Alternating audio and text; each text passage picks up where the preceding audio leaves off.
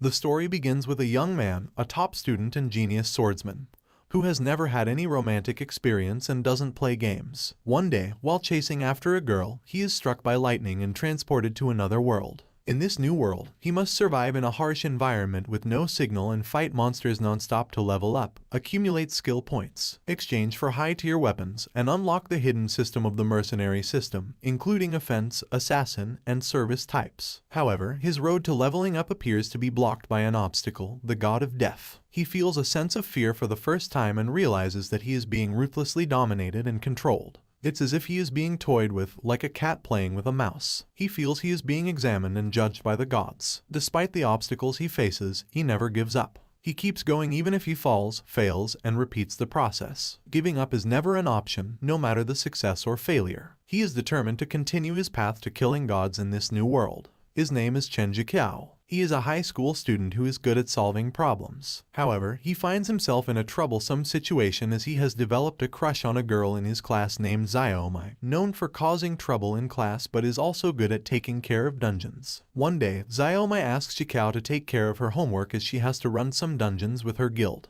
She then invites him to join her guild, as they need a healer. Jiqiao agrees and receives Xiaomai's ID from entering the game. Later that day, Jiqiao returns home early due to the heavy thunderstorm approaching the city. His mother asks him if there are any packages for him, to which he replies yes and heads to his room. His mother reminds him to come down later for dinner. Jiqiao logs into the game Cosmos, which is the most popular immersive VR online game. He chooses to be a healer, as that is the role Xiaomai mentioned they needed. As it is his first time purchasing Cosmos, he is given the option to choose an outfit, and he decides to dress a little more formally since it's his first day. As the game begins to load, the thunderstorm in the city reaches the red warning level, prompting a message to appear, reminding players to turn off all household appliances to avoid accidents. Jiqiao excitedly prepares for his first date with Xiaomai in the game, but suddenly the power goes out. He hears a strange noise and investigates, only to find that Xiaomai is missing. He then receives a mission in the triple upload game, but he is still determining what it entails. In episode 2 of our story, we find Chen Jiliao and Xiaomai undergoing teleportation. Jiliao feels like his body is being electrocuted but finds the experience comfortable. Xiaomai thanks Jiliao for coming to her rescue and calls him her hero. Suddenly, Xiaomai slurps loudly, prompting Jiliao to ask her to slow down as her saliva is all over his face. Xiaomai becomes excited and starts shouting Jiliao's name repeatedly. The teleportation process has been intense, but they are both safe. Jiliao realizes he has entered the game and is now in a hot, desert-like environment that feels very realistic. He tries to contact Xiaomai, but her ID needs to be found. He decides to head to the beginner's village, but when he checks the Cosmos map, he finds that his current location needs to be confirmed, and the environmental inclination is desert. Do the coordinates show an area with X and Y? He becomes increasingly concerned about his situation as he is losing a lot of sweat and dehydrating quickly due to the hot weather. He tries to contact customer service for help but receives a message stating that his location is outside the service area. Jiliao attempts to log out of the game, but he cannot. He becomes anxious as he realizes he may be trapped in the game. Suddenly, he receives a message stating that he has triggered a mission named Survive. The task requires him to survive for 8 hours, but he has yet to learn the rewards or failure penalties. Chen Jiliao was feeling frustrated and angry. He had only wanted to play a game with his friend Xueyame, but now he found himself trapped in the game and unable to log out. He had tried every method he knew to escape, but nothing seemed to work. He couldn't even contact anyone outside the game. As the hours passed, Chen Jiliao accepted that he was stuck in the game. He realized that the game's mechanics were incredibly realistic, and he felt the effects of dehydration and fatigue just as he would in the real world.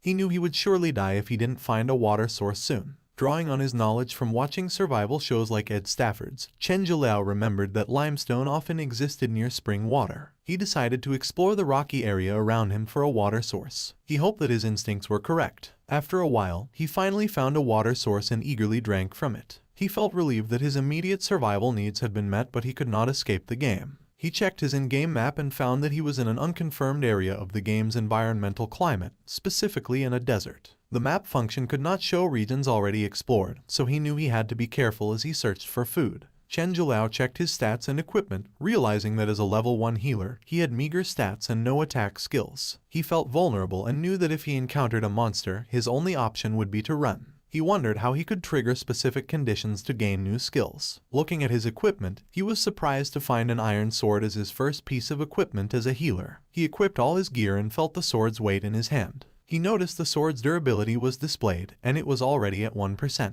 Chen Zhiliao felt like everything in the game was visualized, down to the wearing down of his equipment. As he set out to find food, Chen Zhiliao heard a strange sound and decided to investigate. He stumbled upon a cave filled with animal skeletons and realized that he had seen these teeth marks before in a book. Suddenly, he heard low growling sounds and realized that desert wolves were nearby. These monsters were level 5, speedy and robust, with a crushing attack with 200% damage. Chen Zhiliao knew that he had to fight, even though he had no attack skills and was disadvantaged. He brought out his sword, ready to face the wolves. If he lost, he knew that he would die. During his first year of high school, he was the president of the Swift Kendo Club and became the youngest to reach the 6th stage of Kendo in China. But why did he learn Kendo? It's simple. His mother was a big fan of Kendo celebrity Kamuna Kani from China, so she had her son learn Kendo from a young age. At first, the boy thought Kendo was easy, just wearing fancy clothes and making fancy moves. However, when he started practicing, he realized that this sport was anything but easy. Facing an opponent in a Kendo suit, listening to your breathing and heartbeat while fighting with another, can surround you with an inexplicable sense of fear. It may even swallow your body entirely, making it hard to react and adapt. This kind of fear stems from weakness. The only way to make yourself strong is to keep practicing, strengthening, and pushing yourself. So he used all his spare time to repeat movements thousands of times in the dojo, even without air conditioning.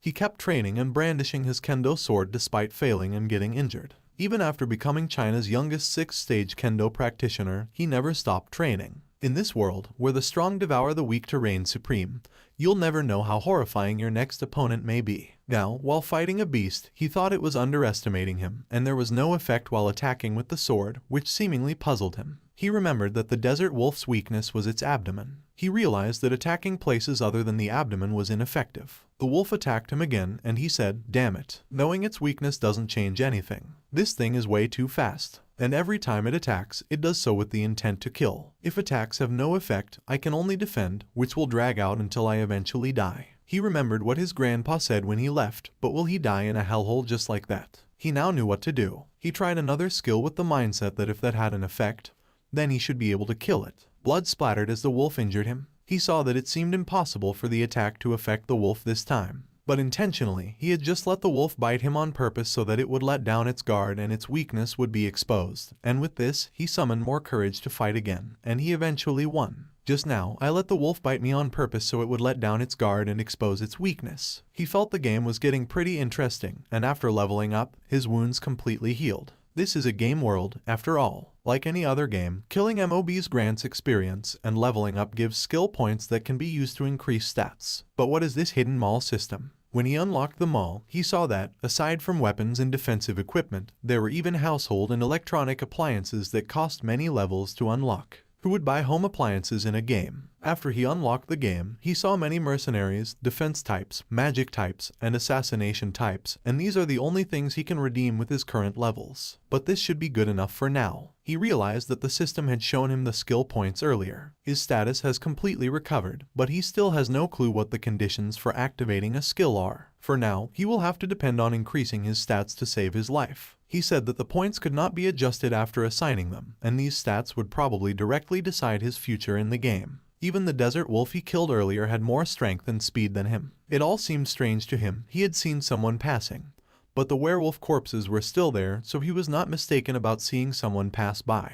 He wondered if there could be other players like him who were also trapped. Then he discovered something even stranger. The blood in the bodies of the wolves seemed to have been sucked away by something. He wondered if that could be another player who had used a cruel method.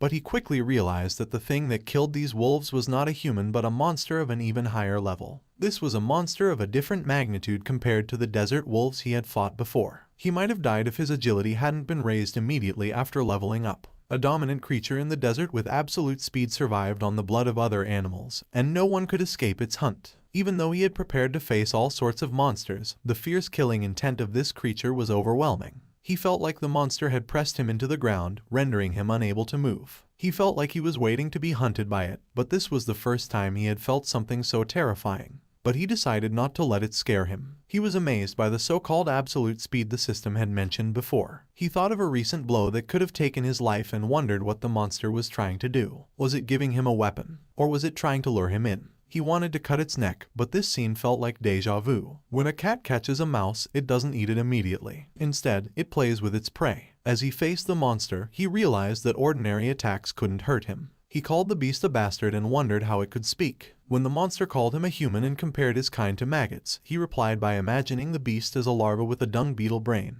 The demon laughed, saying it had been hundreds of years since it had last met a human and that it was exhilarated to do so. But he was not moved by the monster's words. He still had a long life ahead of him and refused to die in a place like that. He forced out his powers and activated his extraordinary fighting spirit, along with the special blessing of the god Latinea. All his stats increased to 100. He charged at the monster full force and attacked it, but his weapon's durability reached 0% and broke, becoming unusable. He had no choice but to use his fists to attack the monster to take its experience. But the demon made him look foolish, mocking him like a maggot. Still, he believed he could beat the monster despite his current condition. But it was too late. The beast gathered all its strength and summoned a powerful attack, which killed him in the game as a player. As he slowly opened his eyes, he realized he was back in the real world. Relief washed over him as he scanned his body and saw that he was unscathed. But how did he get here? Did he quit the game, or was he still trapped in it? Confused and disoriented, he heard the sound of a door opening and saw a beautiful lady enter the room. Excitedly, he called her, letting her know he was awake. The lady shouted to her grandfather that he had woken up and immediately became anxious, as the game finally landed him in the beginner's village. But he soon learned he was wrong. This was not the game or the beginner's town. He asked them how he got back here, and they told him that he was found by the grandfather while hunting, near death but not quite dead. They also informed him that they were not NPCs or players from the game. He was incredulous, insisting that this was still the game's world. He showed them his game status tab, mission tab, equipment tab, and mini-map, but they only stared at him in confusion. He was desperate to leave and find the GM and Sioma's game ID. However, the grandfather informed him that nobody could leave the Latinea desert, where they were presently located. They were imprisoned here, and the only way to gain freedom was to find the location of the Temple of Kebri, which is said to be in the never-ending maze of the desert. The young lady explained that a thunderstorm transported them here while hunting giant dragons on the Bergama continent. The grandfather added that even gods could be imprisoned here, and countless people have set out to find the temple, but none have ever returned alive. The young man gradually accepted his fate as reality began to set in. He was trapped in this place with no way out. The grandfather suggested they walk around the town, but the young man was still convinced he was in the game. Was he transported directly into the game, just like in Manhwa's? He couldn't shake the feeling that he was still trapped in the game and was determined to find a way out. Although he still didn't know why he was sent there, at least he still had a goal. As long as he could find the Temple of Kebri and kill Nabris, he could return to the world. While he was lost in thought, a young lady called out to him, asking what he was doing there and why he was there. She had been looking for him. He apologized and said he had nothing to do, so he went for a walk. He described the Latinea desert to the young lady, but she informed him that the Latinea desert surrounded the place they were in. This meant that it would take a while to locate the temple. The young lady asked if he would look for the temple, and he said yes. Sally warned him that there were many strong monsters in the desert, some of which even Grandpa Auber couldn't defeat. He assured her that he was a skilled fighter and could handle himself. Suddenly, they were attacked by Bobin. Chen was surprised and asked what was going on. Sally blocked the attack with a wall of fire. When asked why they were being attacked, Sally explained that the hunter-thieves in the area were scarier than the monsters. They weren't willing to hunt in Latinea, so they often stole items from others. They were also a group of cowards who hunted and killed their kind for a living. Bobin said Sally had run away last time, but escaping this time wouldn't be easy. Sally then told Chen to go back and find Grandpa Auber while she dealt with the attackers. Grandpa Auber noticed that a thunderstorm was on its way again, the same one that brought them to their current location. He commented that Sally should already be back from town by now. Bobin interjected and asked if Sally thought he would allow Chen to find the old man. He told Sally that her spells couldn't hurt him, so it would be better for her to return obediently with him. Sally replied that he only dreamed if he thought she would do that. Bobin warned Sally not to blame him if he became rude. Sally told Chen that she would think of a way to stop them and that he should leave in time. However, Chen refused to leave, stating that the word escape did not exist in his dictionary. Although they had only known each other for a short time, Chen was not someone who could abandon his companions and leave by himself. Bobin attacked Chen, calling him trash and asking who he thought he was. Chen twisted Bobin's wrist and questioned whether he used his strength to attack him. Bobin conceded that Chen's strength could dislocate his wrist and that he was fast. Sally expressed concern for Chen's well-being, but he reassured her that he was okay. Sally asked Bobin what he was trying to accomplish. He said he had repeatedly requested Sally to be his girlfriend, but she rejected him. Sally told Bobin they couldn't be together and advised him to give up. Chen suggested that Bobin was doing everything nervously so that Sally could be his girlfriend. Bobin asked if Sally had chosen Chen over him, to which Sally replied that Chen was just a friend. Bobin accused Sally of making excuses and challenged Chen to a battle, stating that he would stop bothering Sally if Chen won. Chen accepted the challenge, and Sally asked if he could win. She warned him that Bobin was the strongest shadow swordsman in town and that sworders who used the power of shadows had a speed advantage and surprisingly physical solid strength. Chen replied that he had already died once and, compared to death, he would instead leave the place. He told Sally not to worry and said the battle had to be fought. If he won, then they could leave the site. Chen expressed confusion over how his perfect life had become problematic. He believed defeating Bobin would be enough to obtain the map to leave. Sally asked if the only thing Chen found attractive about her was her strength. Meanwhile, Bobin remained defensive, and Sally suggested that Chen call Grandpa Albert to help them. However, Chen refused to leave and insisted that defeating Bobin was the only way to go the game world.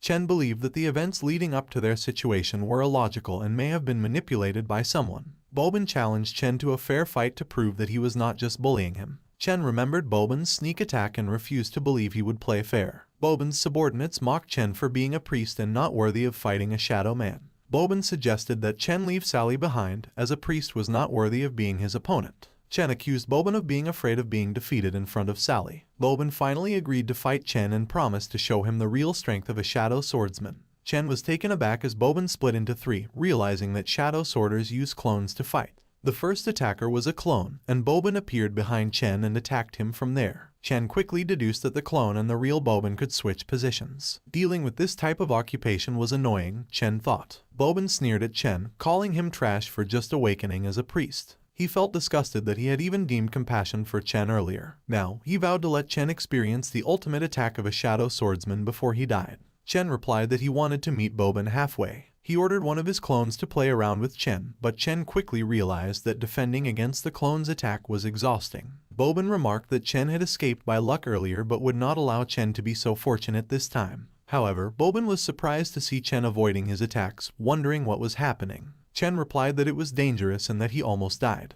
If he hadn't gained those skills, his head would have fallen. He had to get rid of the remaining clones. Bobin was taken aback by Chen's skills and said he had underestimated him too much. He vowed to stop playing with Chen and urged him to open his eyes carefully. Without a weapon, Chen could only dodge. Bobin said he would find Chen a proper grave and that his end was near. Unfortunately, Grandpa came and said they had to go as a thunderstorm was coming. Chen thought about how the system had determined that he had defeated Bobin.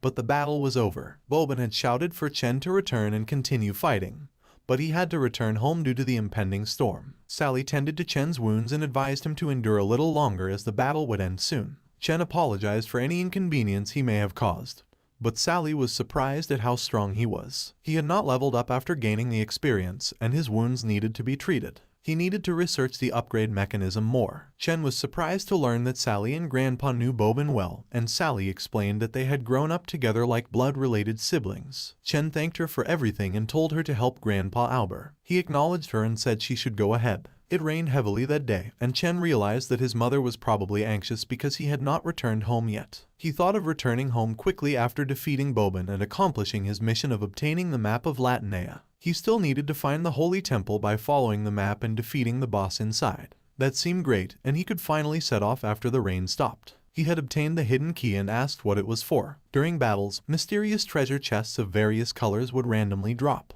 The colors were white, green, purple, red, orange, and black. Using this key to unlock them, they would randomly drop gems or pieces of equipment that could not be bought from the market. Chen realized that treasure chests would randomly drop during battles and looked forward to finding them. Grandpa sincerely apologized for not checking on Chen Jiliao earlier, but the rain had made it difficult to protect the seedlings. Chen said it was fine and asked if there was something he needed from him. However, Grandpa was only concerned about his injuries. He reassured Chen that his abrasions would heal in a few days. Grandpa also said he did not think Chen could win the battle against Bobin, as Bobin was a powerful swordsman in the village. If Bobin had not underestimated him, Chen would not have had a chance of winning. Grandpa explained that during a battle, one could not rely on power alone but also needed to consider factors such as willpower. Chen then asked Grandpa how Bobin became the way he was, and Grandpa began to tell the story of how everything had happened. 10 years ago, it was raining heavily, just like the day Grandpa Albert told the story. He and Sally had just arrived in Latinea and passed by a house where they discovered a strange demonic monster attacking the family. Unfortunately, they were too late to save the host and hostess, but they were able to rescue the crying child, who turned out to be Boban.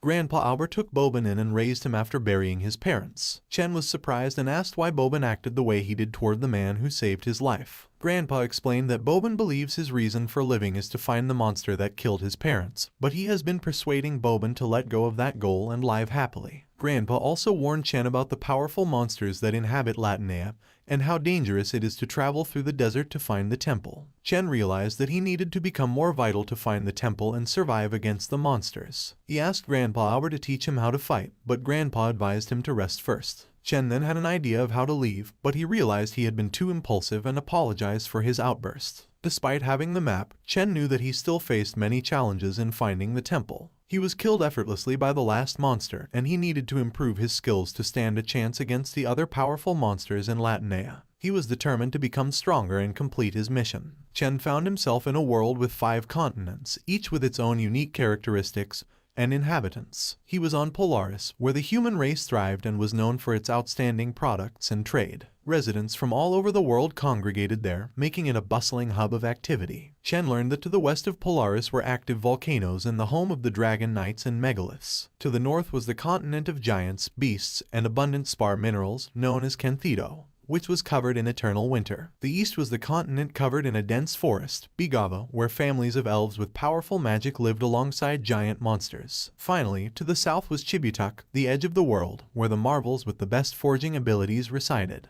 Chibutak was also known for its endless sea, which some believed could lead to the realm of the gods, a myth that Chen once dismissed. But as he arrived there, he began to think that those myths may be true, and finding the temple to leave Latinea shouldn't be a myth either. Chen and Lily slept overnight at the place they were staying, and when they woke up, their grandpa appeared. Lily had apparently finished confessing to their grandpa, causing him to tease her. He then turned to Chen and asked if he was prepared for the challenge, to which Chen confidently replied that he was. Grandpa went on to explain that at the beginning of creation, the gods gave the world different races, missions, and professions, but the only thing they had in common was the elements that created the world. He emphasized the importance of genuinely experiencing the flow of the factors to harness their strength. Grandpa then revealed that he had a mission for Chen. Outside the Latinea teleportation array was a habitat for beasts, and he wanted Chen to use his sword, Ozzel, to kill the Beast King and bring back its head. If Chen could do this within 3 days and with the true strength of the sword, he would pass the test. However, Grandpa warned that he might not come back, and he could still back out now. But Chen was determined and declared that he would never retreat, promising to come back with the Beast King's head. With the mission confirmed, the clock started ticking. Chen had 72 hours to complete the task, and his fate hung in the balance. Grandpa told Chen that ORCs possess incredible defensive power, and it's only possible to kill the Beast King after mastering the power of the elements. He also advised Chen that the power of the features would come to him in desperate times. Chen arrived at the mission location and was surprised to see that it was different from the desert he had seen before. The sand was black, there wasn't a single ray of sunlight in the sky, and there was a foul stench in the air. However, he reminded himself that his task was to find the head of the ORCs, and he shouldn't worry about the environment. He acknowledged that it would be challenging to defeat the boss at his current level, but he planned to kill smaller mobs first to level up. He said, "Not enough. It's still not enough. Impossible. How could I lose to him, a priest that doesn't even have an awakening element yet can emit such a strong attack power that it even made him tremble. I've also never seen Albert use those moves before." And they were surprised seeing Chen fight. One said, "I could tell that he could barely stop that blow. This Chen Jalao, who exactly is he? Chen Jalao, who exactly is he? Killed a Dota, level up. He killed a Dota, level up. He killed a Dota, level up, level up." The level that he painstakingly gained will have 15 of them consumed at once if he wants to unlock the pharmacy, and it's giving him a headache. If the mechanism consumes levels, each upgrade will be more complex than the last if he continues to gain levels. If he wants to unlock or buy items in the store in the future, the unlocking fee will become more and more expensive. To open everything, including the highest store, he needs a total of 300 levels. Therefore, the most correct choice would be for him first to accumulate levels and unlock the most elevated level store first. But right now, he has to kill the Beast King. For that, he must gain some medicines and guarantee his own survival rather than using up his levels. The medicine in the store regenerates and buffs according to ratios, meaning that the larger the base numbers, the better the recovery. With 2 lives at stake, he feels bold. Just now, he exhausted much of his energy fighting those monsters and has to buy food from the daily necessity store, leaving him only one level. He buys some food that has a hunger-reducing effect, and while eating, he realizes that Sally's bread is the most delicious. 12 hours have passed already, and there are about 60 hours left until mission completion. Grandpa Albert already told him that the group of monsters resides in the northwest. According to the map markings, he can probably find the herb. He just remembered that he still has attribute points that still need to be assigned. What should he do with the leftover issues? His previous plan for distributing attribute points improved his strength and agility immensely, but his MP and defense still need to be higher. If he uses skills that require MP in the future, the lack of MP will result in lessened damage from those skills. One problem is that if his HP is higher in battle, it will affect the impact of his skills. It's very possible for him to meet an enemy that wouldn't give him enough time to use potions before his life will be in danger. Sally said to Grandpa Albert, "You let Chen go to such a dangerous den. Will it really be alright?" Not knowing that Grandpa already has a plan to save him if he is in any danger by leaving a mark of signal on the sword, even Chen didn't know. "Alright, but why would you have let him go there? And how come Grandpa Albert has never mentioned that he has been to the den before?" It was only when Grandpa Albert was hunting that he discovered the den.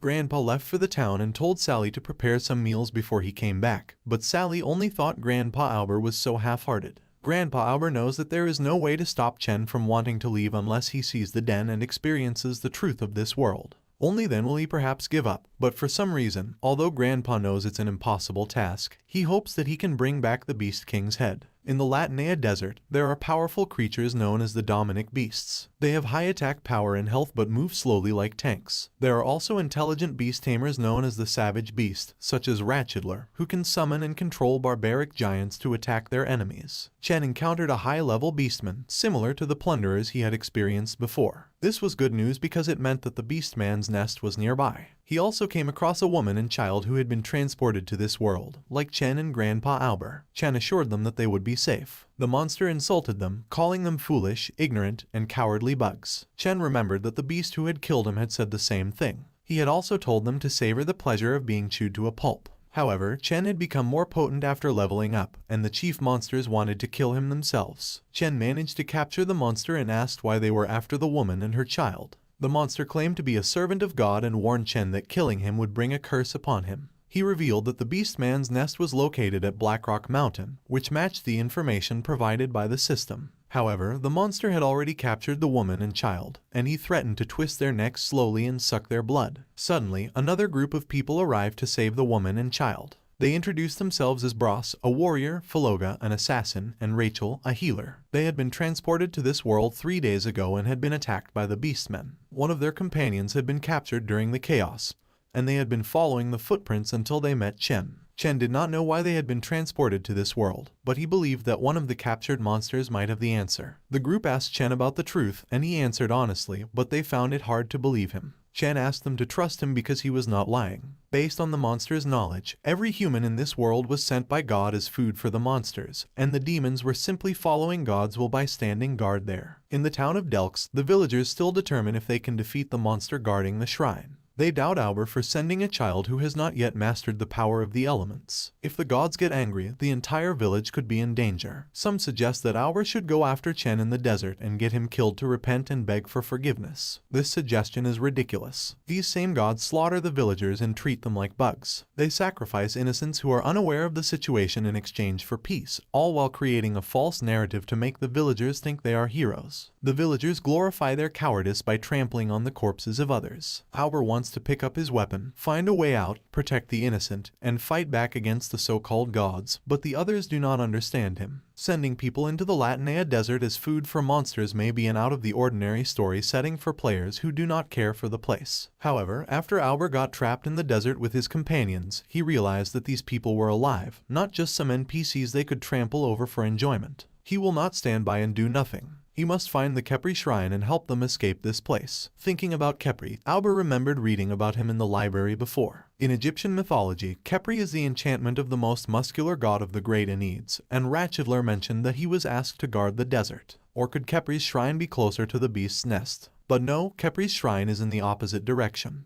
What in the world are they guarding in the desert, then? Maybe some other gods are also sealed there. They are now ready to head to the Beastmen's nest, but they may encounter dangers on the way. Rachel may be a healer, but she can also use her magic to create arrays and enhance her element power. She should stay back to protect the woman with her child while the others go. They were advised not to go, but Albert was only scared of being eaten up if he led them to the place. He replied that he was not a beast man who was afraid of death. He was told to shut up and show them. He asked them if they did not want to live anymore and why they were looking for an end at this point. He asked them to stay back and look out for them and promised never to run away. Did they not have sympathy? They should let him go because he does not want to die. They went and arrived at the place to rescue the captives and destroy the beasts. Initially, the prisoners were scared, but Albert asked them not to be afraid and called himself Great Mage Ungamu. He was there to save them. If there were any other heroes, they should join in killing the monsters and getting out of there. As they approached the beastmen's nest, the numbers and levels of the beasts increased, and the fight became more difficult. Chen was the first person they met who could easily defeat the beasts despite not mastering an elemental power. They admired him and invited him to join their guild, which was full of beautiful women. However, Chen didn't seem to know anything about MILFs. They finally reached the nest entrance but worried that the beast man who had shown them the way might have run away while they were fighting giants earlier. One of the giants noticed them and went to inform the king about the human invaders, hoping to receive a reward.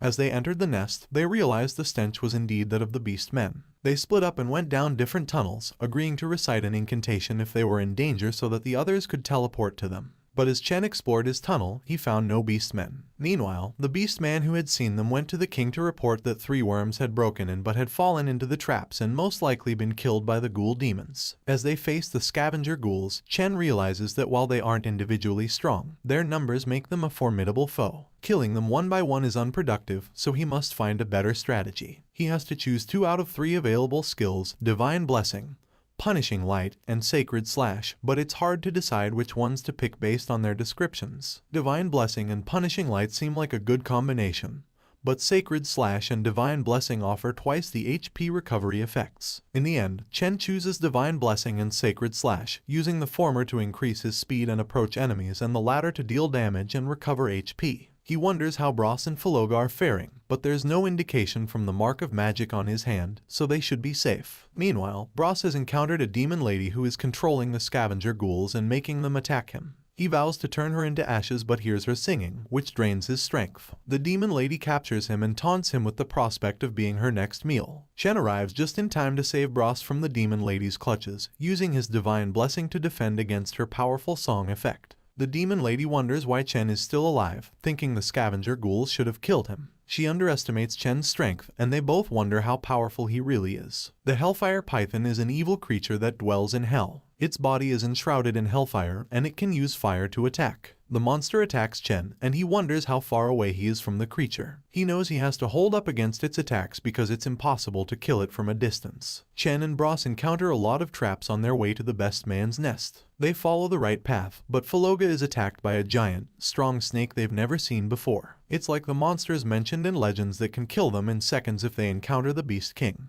But Chen believes fear is what will kill them on the battlefield, not the Beast King. He knows they'll encounter even stronger creatures in the future, and he encourages everyone to fight together and never give up. The Hellfire Python's flame armor is now 100% damaged, meaning it's completely destroyed. Bros notices that Chen has undergone a tremendous transformation in just a few hours and wonders who he really is. He asks Ratchedler why he delivered himself into their hands. Ratchedler explains that the King Beast must have activated the traps, and he was told that if he didn't take them to the Beast King, he would be killed. He confesses to knowing the way and the entrance. Bros warns him that if he tries any tricks, he will be castrated. Overall, the group faces challenges and must rely on their courage and determination to survive and continue on their journey. Grandpa Albert opened a door that he had never opened before to others, revealing a room containing his war armor. Sally and Boban had always been curious about what was inside, but Albert had never allowed them near it. Perhaps what was sealed inside was his desire to leave the place. Albert wondered how Boban had gotten there without him detecting him.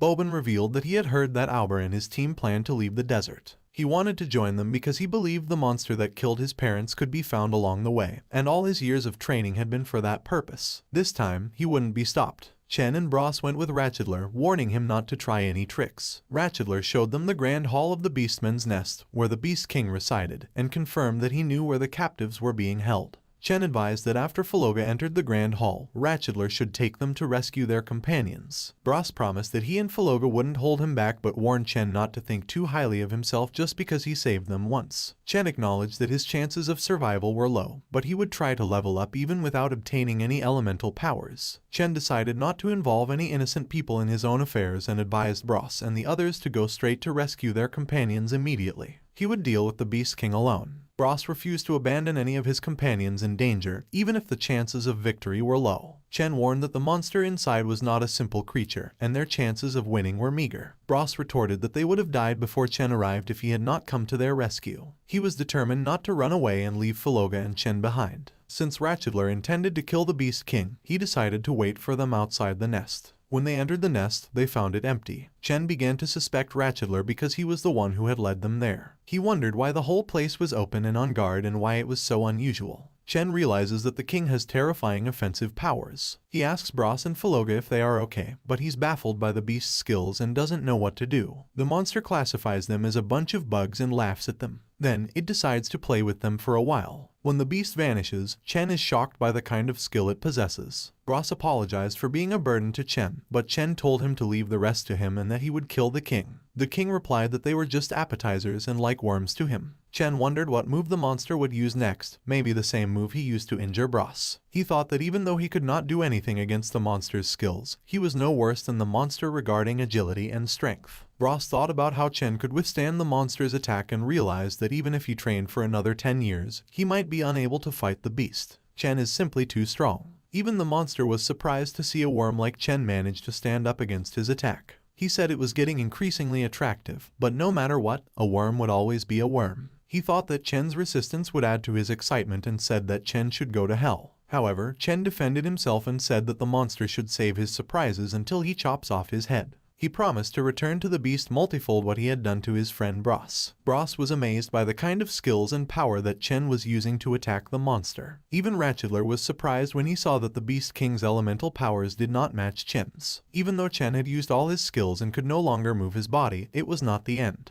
The monster believed that a useless bug deserved to be trampled to death and that it was Chen's fate. As the battle continued, the beast asked Chen why his parents named him after a bug, stating that the name suited him quite well. The monster insulted Chen, calling him names such as Shorty Nerd and telling him that he was not worthy of anyone's love or affection. Despite these insults, Chen remembered what his mother had always told him, that he should come home with honor. Chen regained consciousness and realized he was still battling with the Beast King. He wondered where he was and if he was already dead, but then he heard a voice call his name and tell him that he was not finished. The stranger didn't know how long he had been there or how he got there, but he had a feeling that Chen was the one who would help him leave. The stranger told Chen that he needed to become his own master and support him in order for them to go to the place. Chen didn't fully understand what the stranger was talking about, but he agreed to help him and quickly returned to the mission. He noticed that a kind of power was constantly surging out of his body, which he realized was the effect of the stranger's support, chaotic power. This power strengthened his skills and activated his Grandpa Alber's sword,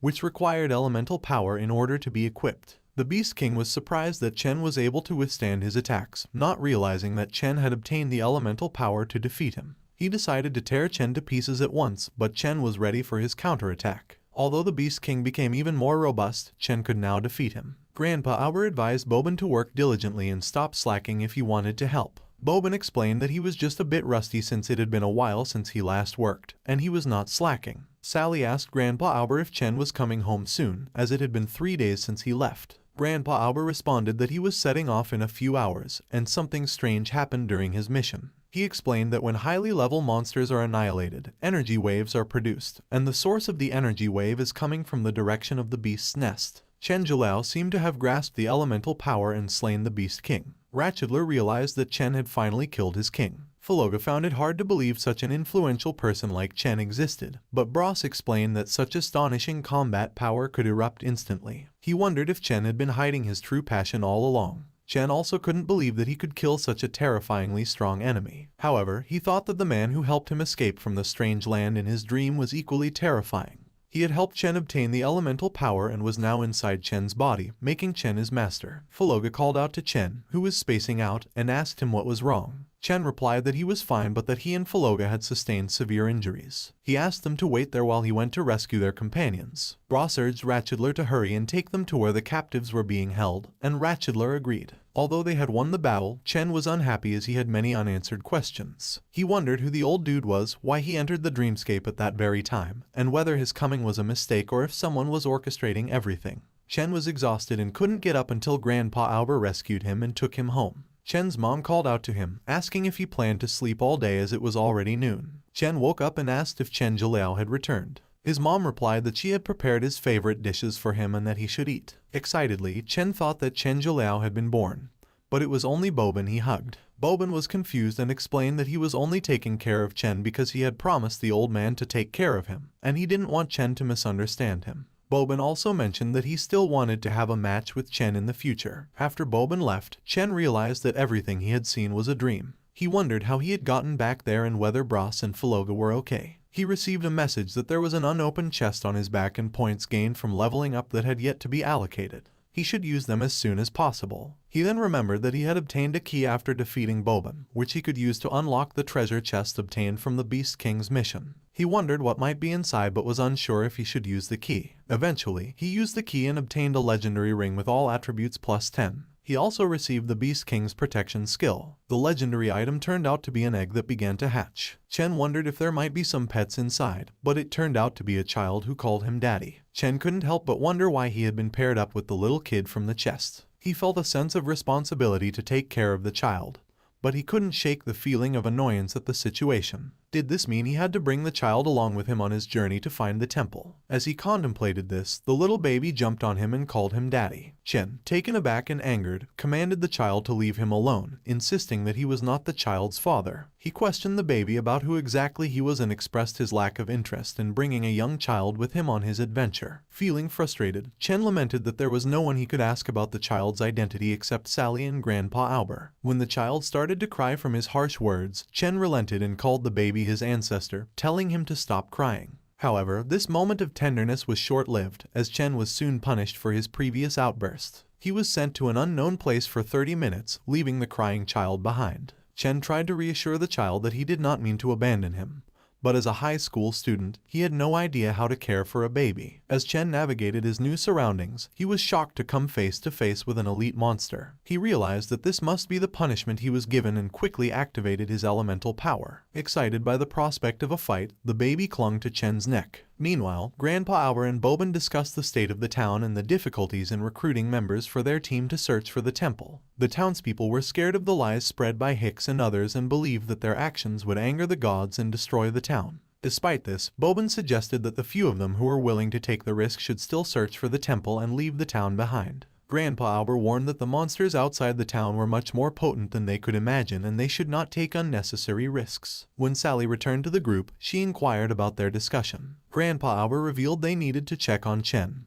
who had already awakened from his punishment. Sally was surprised to see him and asked where the baby had come from. Chen asked Sally what happened to those two in the cave that they were battle mates. Sally said that Grandpa Albert sent the two to a treatment center in the town, and they could go and see them after eating. The Chen won't hold back, and he asked Ratchedler that do all beastmen cook so well. Still, Ratchedler said no at all, that cooking is his hobby. Then Chen asked him to go get some milk because of the little kid. Sally was taken aback by the many things that happened on Chen's trip to the beastmen's nest. She had initially thought that all he had to do was kill the high-ranking monsters, but now she realized that Chen's adventure was much more complex and challenging than she had imagined. She expressed her admiration for Chen, saying that he was truly unique. However, Bobin responded with envy, saying there was nothing extraordinary about what Chen had done. He claimed that he could have accomplished the same feat if he had been the one to go on the journey. Chen, in response, made a snide remark, saying that if Bobin had gone instead, he might be on his way to collect Bobin's dead body. Bobin flew into a rage and challenged Chen to another match right away. Sally then asked Chen what kind of elemental power he had awakened in order to defeat the Beast King. Chen replied that he needed to figure out which element it was. Sally explained that priests are typically aligned with the light part, although she had seen priests with other elemental affinities, such as fire or water. After hearing Sally's explanation, Chen realized that he might have the light element. Bobin belittled Chen's elemental power, dismissing it as just a mere light element. Suddenly, Chen disappeared, only to find himself in a different location. He heard someone speak, assuring him there was no need for alarm. The person explained that they had used a simple teleportation spell to bring Chen to a restricted area accessible only to Latinea's most capable talents. The person introduced himself as the defender of Latinea's Delks town, Hicks. Chen offered to give Sally and the others another chance. He vowed to return and find them, knowing they would all die if he didn't. Boban and Sally were searching for Chen but decided to see Bros and Filoga instead. Suddenly, they were attacked, and Boban warned Sally to be careful. He declared he didn't care who the attacker was but would ensure they paid if they harmed Sally. Meanwhile, Chen battled his opponent and realized fighting while carrying a child was impossible. However, the baby seemed content and happy during the fight. Chen was surprised when his opponent noted that he was stronger than expected. He tried to reason with the attacker, asking why they wanted to kill them and what they had done wrong.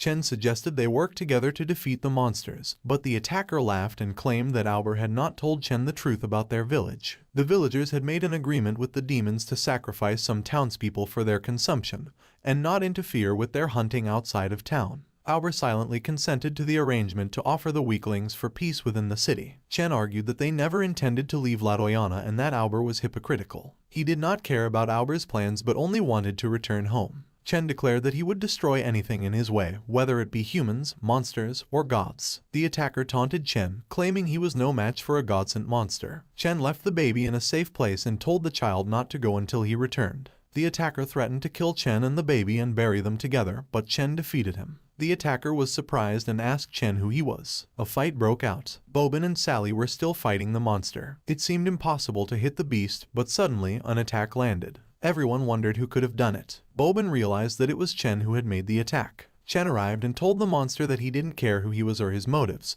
but if he dared touch his friends, he wouldn't let them off. The monster disappeared. Sally asked Chen what was going on and where he had gone. Chen replied that it was complicated and that he would explain later. The most important thing now was to hurry back home and see how Grandpa Albert was doing, as he might be in trouble. Grandpa Albert was deep in thought about Chen. According to the ancient prophecy, if Chen possessed chaotic elemental power, demons and gods would descend on Earth, and the world would sink into endless darkness. The one with chaotic essential power would be the only person who could save the world. Just then, Chen, Boban, and Sally arrived. Grandpa Albert asked them why they had come back early. He wondered if they had visited their friends in the hospital so quickly. To their greatest surprise, Grandpa Albert already knew what had happened and who each had faced. He even mentioned the monster's name and the name of the Ladoyana god. Chen wasn't that surprised because he knew they were both guardians of the town. They wondered why they were still attacked, given that they were both guardians of Grandpa Albert. Grandpa Albert decided to narrate the entire story to them. Hick, Lucius, Salkia, and the one who claimed to be the strongest mage of Ladoyana were the earliest heroes to arrive at Ladoyana a few hundred years ago.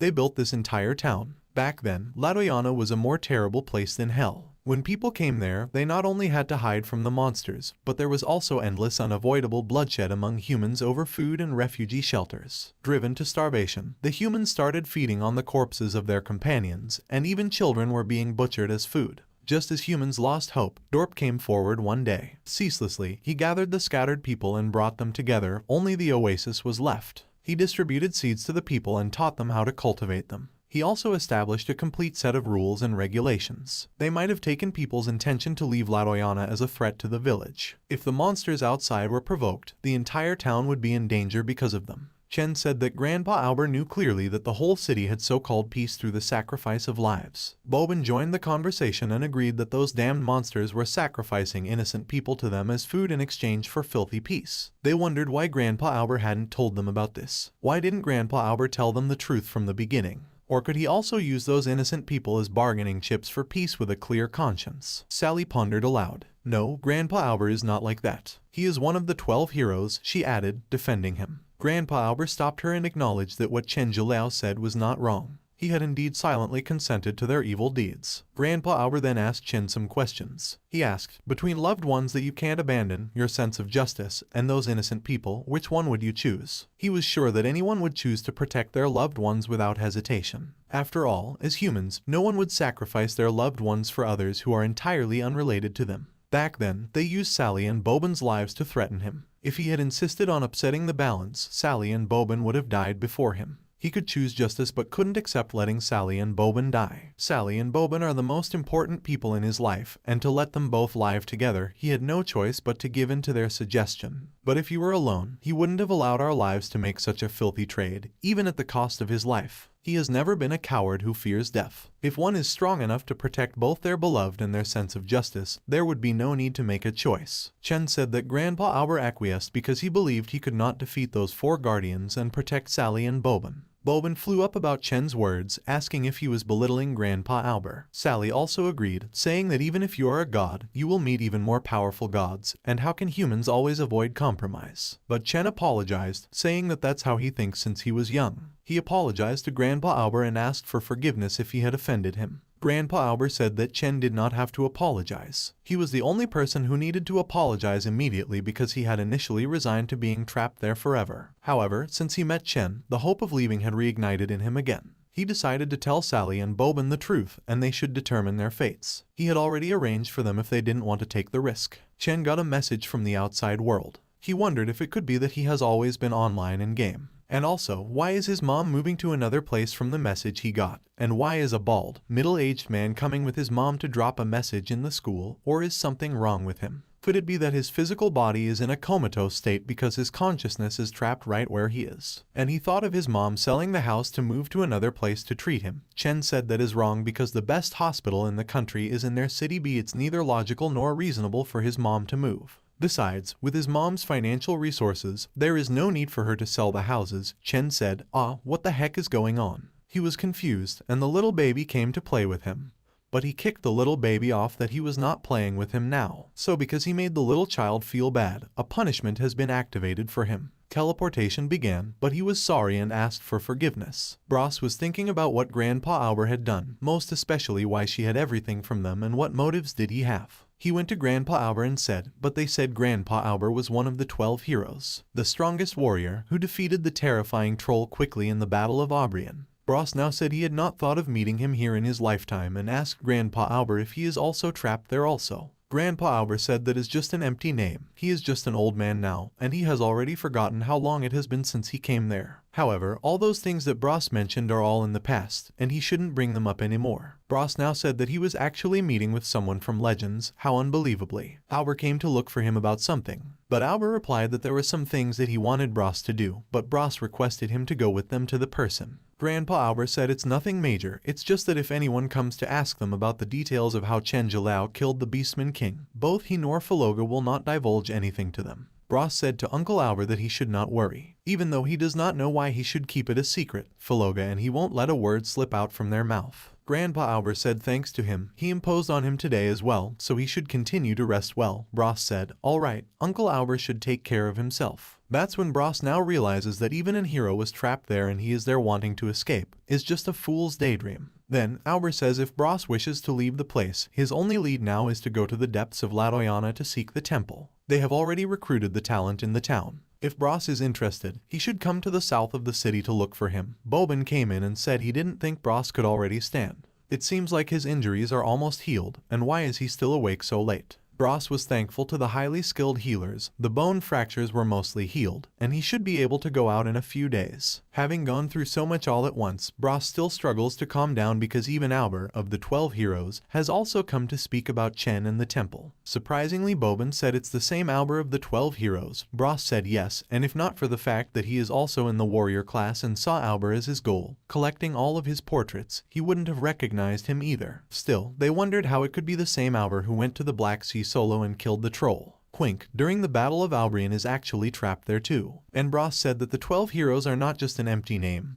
They are the 12 strongest people in the world. Every 5 years, an international battle of the strongest is held. And all the guilds in the world will send 5 heroes to compete, regardless of if they won or lost. The 12 guilds who entered the finals will choose the strongest hero from their team. And that is how the 12 heroes came out. That year, the underdog, the Thunderbird Guild, was a presence that shook the world. Albert alone made the whole world remember the Thunderbird Guild, which had not been established too long ago, and even though Albert's Thunderbird Guild lost to the Cloudlike Guild and Phoenix Guild, the opponents all just barely won. You have to know that the 5 respective heroes of Cloudlike and Phoenix were all heroes who had been selected as the 12 heroes of previous battles of the strongest. Although they are a little older, they are mighty, and Auber's Thunderbird Guild hadn't been established for very long. It can be said that Auber himself defeated many of those from the previous batches of the 12 heroes. But not long after, Thunderbird Guild, the up-and-coming star, disintegrated due to the Battle of Aubrian, and it's said that out of the 5 who entered the contest of the strongest, only Auber survived.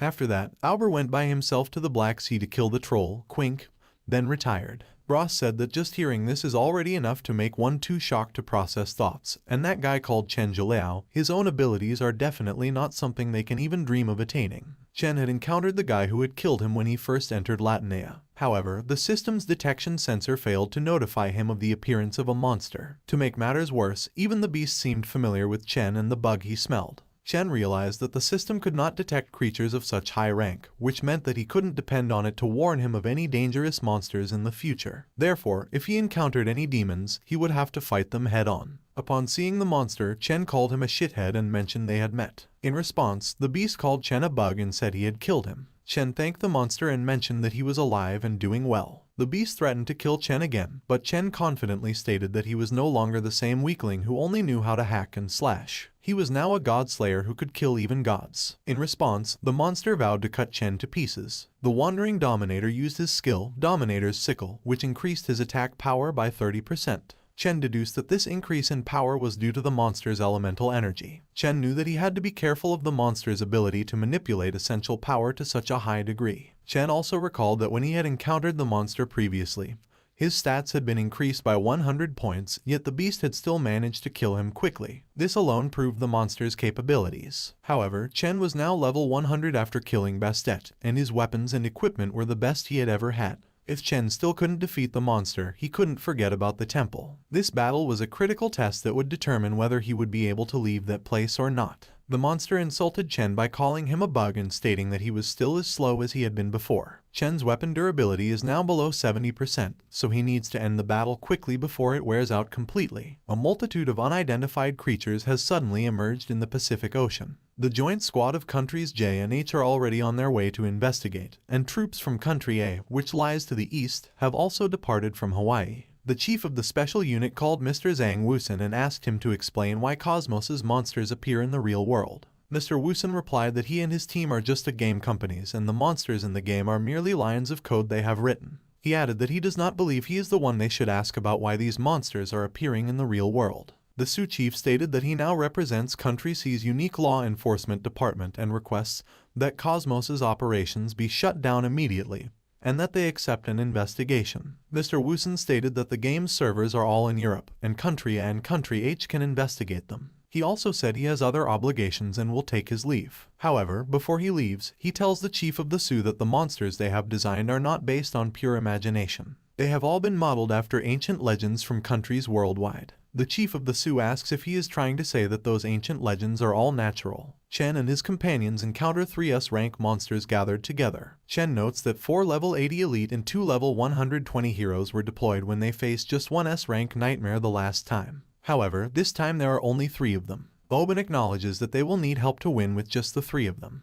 President Qin has called for reinforcements, so they should prepare themselves for battle. As they discuss their strategy, another monster appears, which seems to be an SS rank monster. Chen needed clarification on the monster's words. He demanded to know what he meant by Master's power and what he was trying to pull. The beast replied that Master's power was inside Chen, even though he was just a bug. Ross wondered if Chen was the master they were referring to, but Chen denied it, saying he had lost his memories and couldn't remember anything. The monster clarified that the true master was their highest supreme god, Ra, not a human being. Ross recognized Ra as the head of the Egyptian pantheon of 9 deities. But then the monster said something unexpected: Chen was the master. Ross was confused, but the beast explained that Chen had Ra's sole subordinate, a scarab god named Khepri, inside him. The monster asked Chen to accept Khepri as his mercenary sole subordinate, and Chen hesitated. He didn't like the person one bit, but if he had Khepri on his side, it would be easier for him to defeat the temple's boss, Nablus. After considering the benefits, Chen accepted Khepri as his sole subordinate.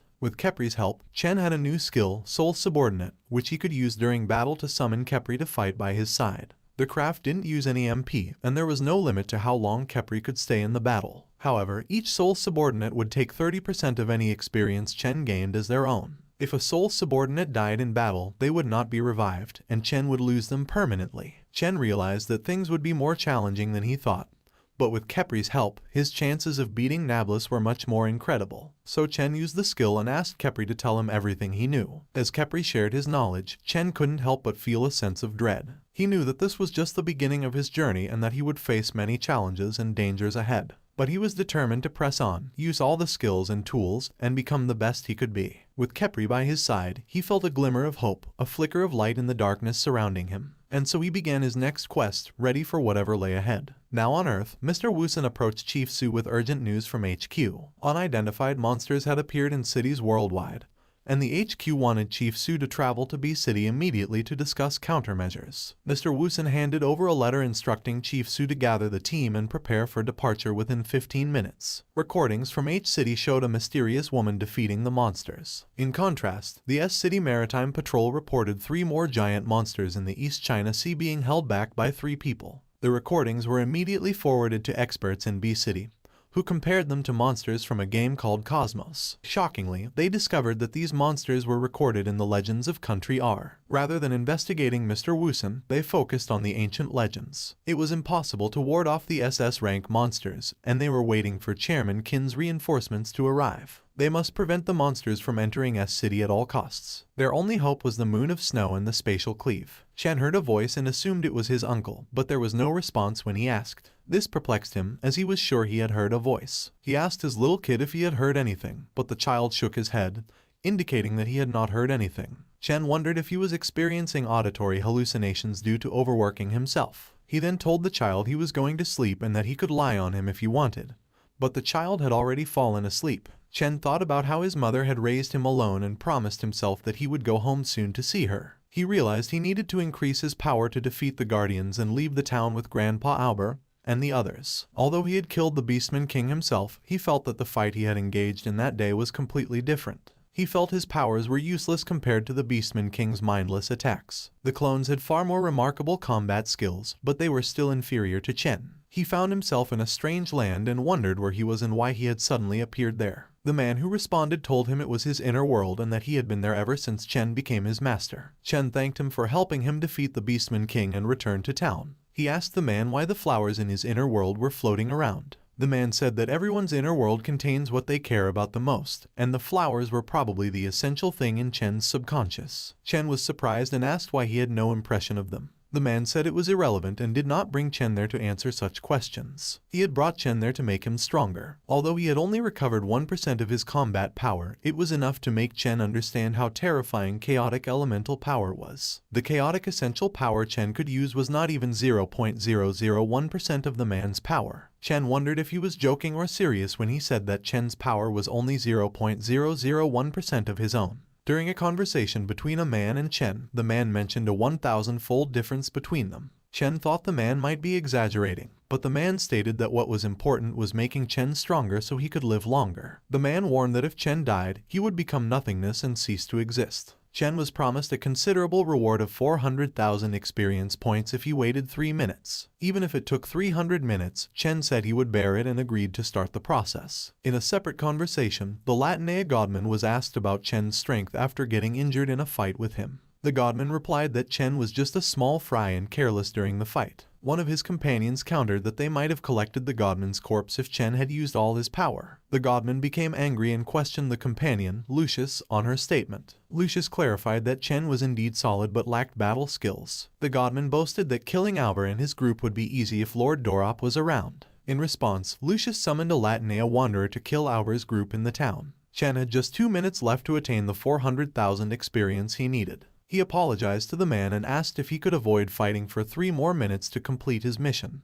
The man allowed it, and Chen began training, but he couldn't shake the feeling that something was wrong. He wondered why the man didn't stop him from training and had a sinking feeling that his life was on the line. As he trained, he realized that everything he had done up until now had been mere preparation. He was using the Beastman King's shield, which had given him a reaction time of only 0.5 seconds. If not for that, he might already have been dead. The man asked if he was trying to avoid battling with him and said that Chen's quick reactions showed that he was underestimating him. The man warned him that cowardly behavior could not be forgiven and said he needed to find a means of escape. When asked if they could fight later and rest for a few minutes, the man asked why he kept running away instead of fighting, reminding him that the enemy would never give him time to catch his breath. This was his first lesson for Chen. The man attacked again, but Chen could dodge it using a mental skill called Flash, which allowed him to move quickly. The man was surprised by Chen's speed and agility and asked when he had suddenly appeared behind him. He couldn't catch the trajectory of Chen's movements at all. It was as if Chen had suddenly appeared behind him in an instant. Could that be possible? Chen had grown much more robust but still had much to learn. The man was a formidable opponent, and Chen would have to be quick and agile if he hoped to survive. Rashid woke up to a destroyed house, and his body felt like it had been smashed to pieces. He wondered if it was an earthquake that caused this. His first thought was about Bibin, his friend.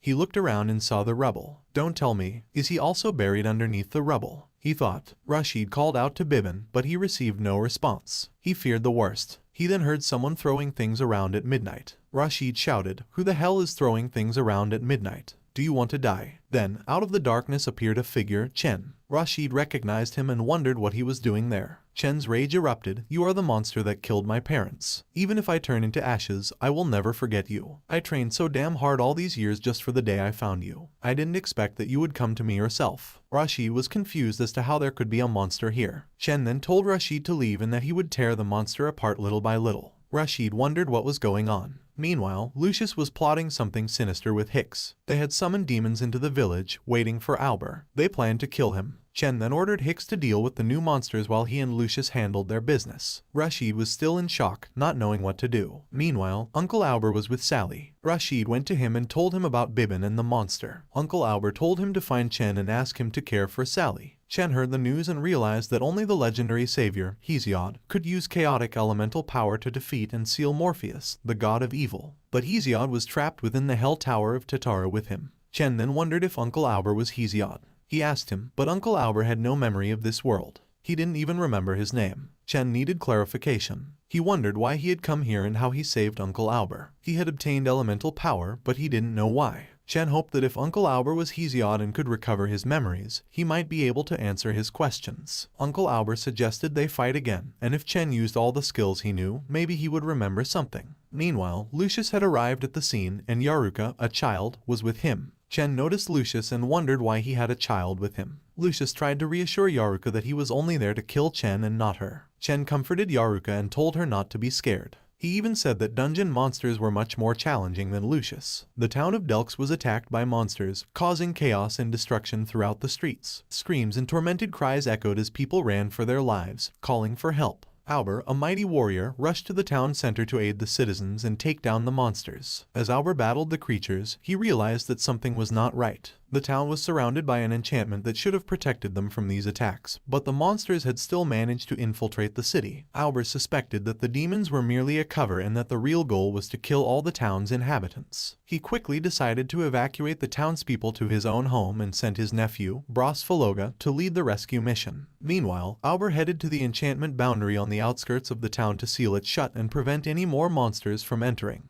Bobrin, Albert's nephew, wanted to accompany him, but Albert insisted he stay behind to protect the townspeople. Albert rushed towards the enchantment boundary with a thunderous roar, ready to face whatever dangers lay ahead. Elsewhere in the town, a battle was raging between two mighty warriors, Lucius and Chen Zhilao. Chen suspected Lucius was behind the monster attacks and had previously attacked his friends. Lucius claimed that Lord Dorop built the town and that any action against it was unacceptable. Chen was determined to find the truth about the temple and would stop at nothing to protect his companions. The two warriors clashed, each displaying incredible powers and skills. Lucius was impressed by Chen's abilities but revealed that he was only just getting started and unleashed his true passion. As the battle continued, the fate of Delx hung in the balance. The mission was clear: annihilate the opponent's leader with the town's stability at 67/100th and the monster tide progress at 1 divided by. The final rewards would be determined by the last monster tide's progress, and the town's stability and failure was not an option. And that's how the first part of this Manhwa ends. Well guys, if you like this video and you want a second part, comment below with the word part 2. Also subscribe to the channel, hit the bell and like the video. But most important, leave a comment. Until the next video.